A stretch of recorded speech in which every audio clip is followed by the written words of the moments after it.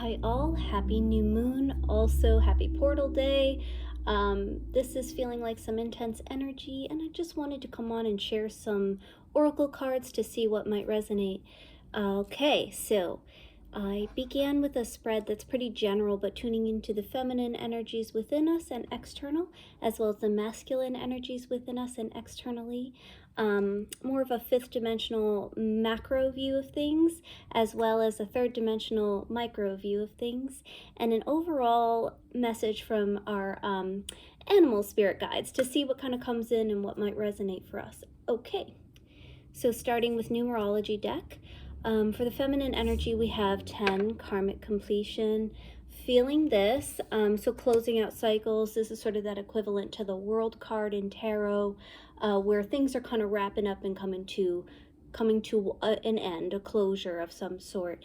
And being that it's in the feminine space, this may be that more feminine beings are experiencing closure of this sort in their lives, or that part within each and every one of us is also experiencing some type of ending or closure to a particular cycle, pattern, way of being, way of thinking, doing.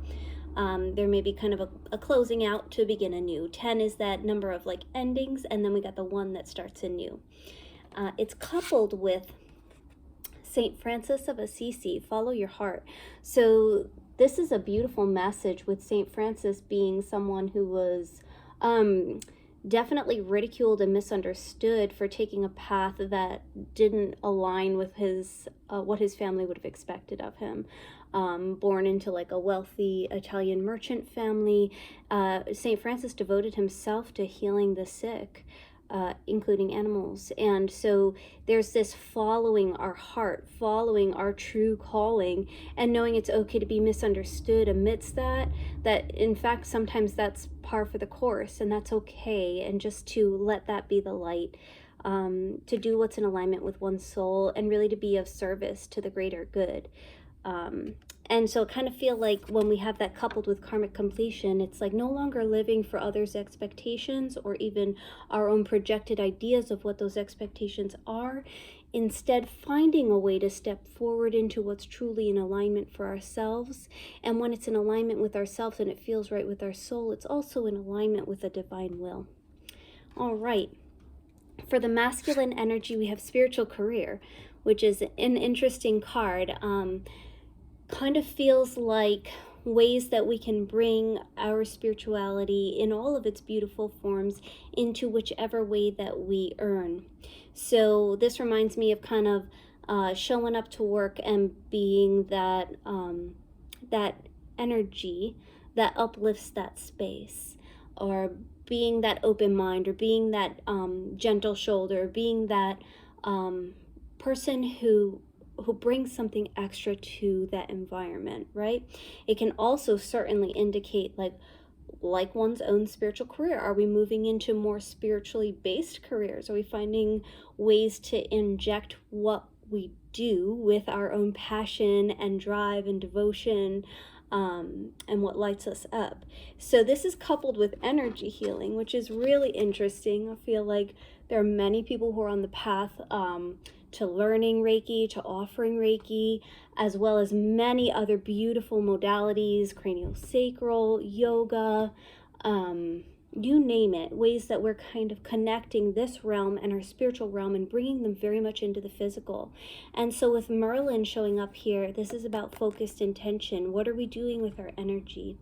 And so ensuring that we're bringing that part of ourself that feels strongly aligned with our spirituality, we're bringing that into this physical realm. And that's in our masculine energy. So this is like how we're showing up and action steps that we're taking. So aligning with our energy, choosing how we wish to use it and focus it, and kind of being very intentional in a sense of where we're putting our energy, feeling what that feels like, and how we are also replenishing that within ourselves. Okay, so then in our 5D, or like our macro view of things, we have love, number 6, with Gaia. So this is a beautiful combination. I feel like it's talking about that type of agape love that is unconditional, very pure, of that cosmic heart, the type of love that expects nothing in return. That is what our beautiful Earth Mother has given to each and every one of us, giving of herself day in, day out for us to make our lives here, for us to thrive here. And so there's this combination where we're sending love back to our planet, back to our very existence, back to the Divine Mother herself. Acknowledging everything that we've been given and viewing the planet as a living system, not just a place that we are existing on, but within, right? It's very much a part of us. We feel very connected to our Earth because she is a part of us as well. And so it's our job to show up in love for Gaia day in, day out, and find ways that we can enact that love. You know, we can embody that love and take inspired action to carry out love for our planet day in, day out. Yes. On the 3D plane, we've got synchronicity coupled with Isis, which is magic manifesting. So it feels interesting that on this 3D plane, there's a little bit more in the realm of the mystical, right? And so with synchronicity, are we seeing the signs? Are we seeing those angel numbers repeating themselves? Are we getting names and words on license plates? Are we having dreams that are very vivid? And are we paying attention to those, how all those things make us feel? Because that is our own language that we're developing with the unseen, right? And so this is our way of better understanding what is not right in front of our eyes, right visualized. And so with Isis here, it's almost like this knowing, right? We feel like we're on the brink of something. And so magic is manifesting. View things through a magical lens and allow yourself to see things in that sense.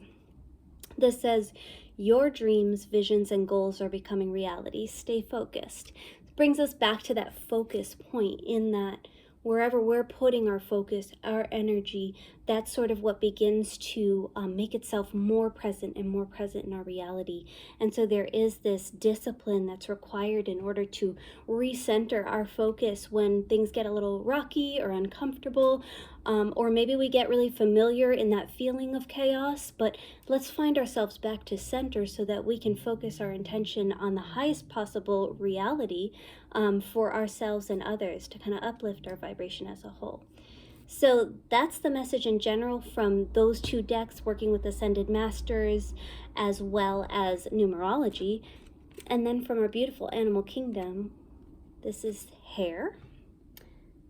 And it says cycles, which I really love this coming up in this energy of this new moon, in this closing out of karmic cycles. You know, the hare, or like rabbits, they have a time, and their time is right now. Actually, we're seeing them outside. It's beautiful. We're seeing their playfulness, and those baby bunnies are so adorable. And it's just a good reminder to us of the natural cycle of things. Things close out, and they begin anew. We're in springtime. It starts anew. It's time for a fresh lens, a fresh perspective in all areas of life. It's okay to close things out, to have that type of closure and witness them and be grateful for those experiences, people, places, experiences, all of it, and making way for the new to come on in through a space of witnessing these amazing synchronicities and holding that type of unconditional agape love in our hearts. Woo! So I hope that was helpful. I hope some of that resonated. Let us know. We love to hear from you in regards to what oracle decks speak to you, and wishing you so many wonderful blessings. I hear this is a money moon, so hoping for great abundance across the board for all of us, and for liberation of all sentient beings. Have an awesome day.